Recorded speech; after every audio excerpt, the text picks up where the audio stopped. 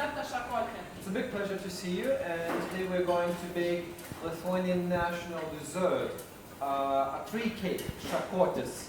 Jūs matot židinį su beržinėm malkom, formą, kuri apsupta kepimo popierium. Dabar palauksim, kol jinai įšils iki reikiamos temperatūros ir pradėsim pilti pirmą sluoksnį.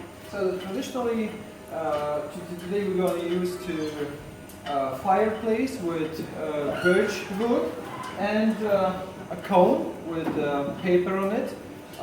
It should warm a little bit before the bake. Pirmas sluoksnis jis yra labai svarbus, kadangi jisai yra kaip pamatai, ant jo formuosim visą šakotį. The first layer is very important, almost one of the most important things, because it's like a basement foundation on which we're going to form all the cake. Kai pilam pirmą sluoksnį, tai su samčiu liečiam pačią formą. Visus kitus sluoksnius pilsim. Pilsim iš aukštai, jau neliečiant pačios formos. O pirmą sluoksnį, kai dedam, tai... So this is the only time when we can touch a cone and a dough with a spoon. All other layers should be like a poured on top of the cake. Dabar palauksim, kol pilnai užkes pirmas sluoksnis ir galėsim pilti jau sekančius.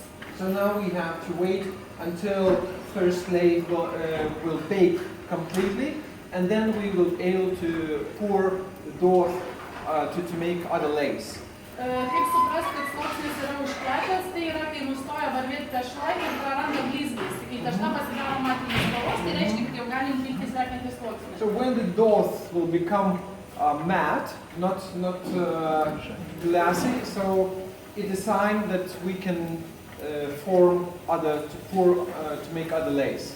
Šiandien mes jums paruošėm 4 kg tešlos, iš tos 4 kg tešlos išeis 2 kg šakotis.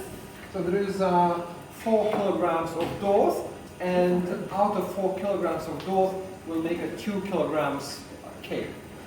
Tie 2 kilogramai, tai čia yra, kurie dingsta, yra kažkiek tos tešlos sudega ant skardos, kažkiek išgaruoja drėgmės, tai vat ir lieka tik tai 2 kilogramų šakotės. So some of moist will evaporate, and of course we're going to lose a little bit of dough because it will burn. Į tešlos sudėtį įeina miltai, cukrus, sviestas, grietinė. The main ingredients are flour, sugar, eggs, sour cream. Ir pagrindinis ingredientas yra kiaušinės, tai norint iškepti 2 kg šakotį, reikia sunaudoti 40 kiaušinių. Also butter, and to make a 2 kilograms cake, we'll need 40 eggs. Wow. 40, yes. Oh my God. Šiandien mes su jumis kepsim tą tradicinį šakotį, pas jūs, kuris yra geltonos spalvos. So today we're going to make a traditional šakotis, the yellow one you can see on your tables. Kepimas pats užtruks kažkur apie 45 minutės. It will take about 45 minutes to bake it. Jeigu mes keptumėm tą trapųjį, kuris yra šviesus, tai mums reiktų kažkur apie 1,5 valandos. There's another kind which is not as yellow as the previous one. So the difference is that for the second type of shakotis, the only egg whites are used. And it takes 1.5 hours, twice longer, to bake the another kind of cake. Ir dabar jums parodysiu, kaip yra pilami sekantis sluoksnis. And after the first layer already baked, we can pour some dough on top of the first. Visus sekančius sluoksnius pilsim plona srovele, laikant samtį aukštai, nes to pilimo dėka ir formuojasi ragiukai ant pačio šakočio. So, and thanks to this kind of pouring, branches going to be formed. Lietuva yra ne vienintelė šalis, kuri kepa desertus tokiu būdu. Lithuania is not the only country which bakes such kind of cakes. Todėl gal, kad būtų aiškiau, aš jums įjungsiu filmuką ir filmuko metu galėsiu kažkiek pakomentuoti apie kitų šalių analogus, apie mūsų kepyklos darbą. But later you're going to see on TV also a little bit more about, to learn a little bit more about cakes from other countries like Swedish cakes, Hungarian, Japanese, German, Slovakian, and also there will be a little bit more information about all this company. Dabar jūs matot mūsų kepyklą randasi Ignalinos rajone Stragėniškių kaime. So that's the main bakery of this company, which is located in the northeastern part of Lithuania, near town Ignalina. That's a highland ethnical region. It's an egg. So that's why in this particular company there is a position, an eggs beater. Kuris per metus sumuša apie 3-4 milijonus kiaušinių. 3-4 milijonus kiaušinių. So this person who works as an eggs beater beats from 3 to 4 million eggs a year. Į tą tikrą iššakoti, į tą, kurį mes šiandien kepam ir kuris yra pagal senovinę receptūrą, yra dedamas sviestas.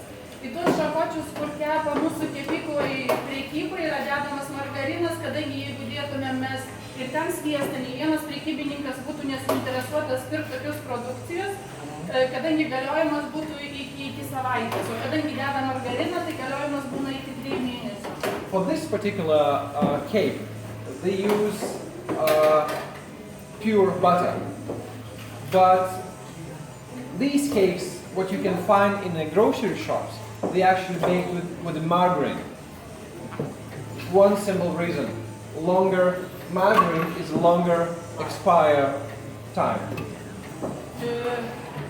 Kepant tą tokį šviesų trapų iššakoti, tai net nereikalinga kepėja, kuri pila tešlą. Tešla pilama yra automatiškai ant formos, tokiu vat būdu, o kai kepa tradicinį šakotį, tai jau reikalinga kepėja, kuri pila tešlą. So for traditional shakotis, of course, the person is necessary who would pour the dough on top. But in the factory where they bake a big amount of cakes, most of the process are automatized.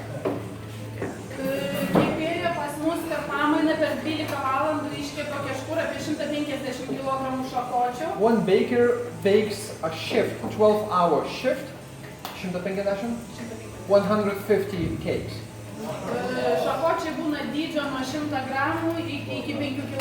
And the size varies from 100 grams up to 5 kilograms. Can you mail to the States? Ar galima siųsti į Jungtines Valstijas? Manau taip, nes mūsų šakočių galima įsigyti kiekvienam Lietuvos prekybos centre ir užsienį, kur yra lietuvių, ten yra mūsų produkcijos, kadangi nei vienas šventėkas lietuvis nepraeina be šakočių. In most of countries with a big Lithuanian community, you can buy this kind of cakes because there is no festival without this kind of cake. Actually, But they don't ship the website. Bet jeigu užsakyti pas jūs kompaniją, tai turbūt gali. Tai manau, kad taip. Yeah, you can order. Kaip ir jūs minėjau, Lietuva yra vienintelis šalis, kur yra kepami desertai tokiu principu, patys pirmi pradėjo kepti vokiečiai. So Germans actually invented the recipe of this kind of cake. Vokiečiai pradėjo kepti ir parašė receptą dar 14 amžiuje, į Lietuvą atkeliavo jau į 18 amžiaus pabaigą. The Germans started to bake this kind of cake from 14th century, and the recipe came to Lithuania in 18th. So that's a cake which is baked from 18th Vokiečių century. analogas yra vienas iš brangiausių, kadangi į sudėtį įeina marcipanas, kardamonas, o viršutinį sluoksnį dengia arba su baltu arba su juodu šokoladu. The German cakes are more expensive than Lithuanian because Germans add cardamom, marzipan, and all the cake is glazed by dark or white chocolate. Pagal sudėtį truputį labiausiai panašus, praktiškai identiškas mūsų lietuviškam yra lenkų analogas. The closest to Lithuanian is a Polish cake. Skirtumas yra tas, kad jie nepila tešlos, o deda ją va tokiu principu, todėl nesusiformuoja spigliukai, o būna tokie kaip gumbukai, ir kadangi nepila tešlos. But Polish cake actually made of more thick dough. That's why branches are not as big as on Lithuanian cake. Čekijos, Slovenijos tarpusavyje yra visi labai panašus. Jie yra iš mėlynės tešlos. In Czechia and Slovakia. Taip. And Slovakia, cakes are baked on yeast dough. So they use yeast for dough. Švediškas šrakotis yra That's a kaip Swedish. morengas. It's rather like a puffy cake made of egg whites. Kadangi eina vien baltymai, cukrus ir krakmolas. Because the main ingredients are starch, sugar, egg whites. Va kaip ir minėjau, Slovenijos, dabar matysit, kaip dengs viršutinį sluoksnį riešutais. Čia Slovenijos or Slovakios? Slovakijos. Slovakia. That's Slovakian cake. Covered by nuts. Tarpusavy visi analogai yra panašus kepimo principu ir tai, kad yra pagrindinis ingredientas kiaušinis. But all the cakes in European countries are similar by technology, by baking technology, and because of main ingredient is an egg. Nors analogus kepa kažkur apie 50 šalių, nuo senovės daugumoje jau yra tik tai namų sąlygom kepama, nes yra pamiršta kultūra. So this kind of cakes you can find in roughly 50 countries of the world. But in most of them, technology is already forgotten, and people nowadays don't bake cakes at home, like a home bake. Dabar jūs matot Norvego analogą. That's Norwegian. Biškai skiriasi kepimo principu, kadangi kiekvieną žiedą kepa atskirai ir po to sulipina su saldžia mase. And the technology is different because every single ring is baked separately, and then they join together with the sugar paste.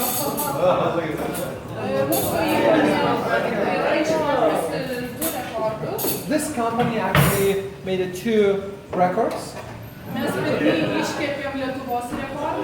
The first record was the biggest cake in Lithuania.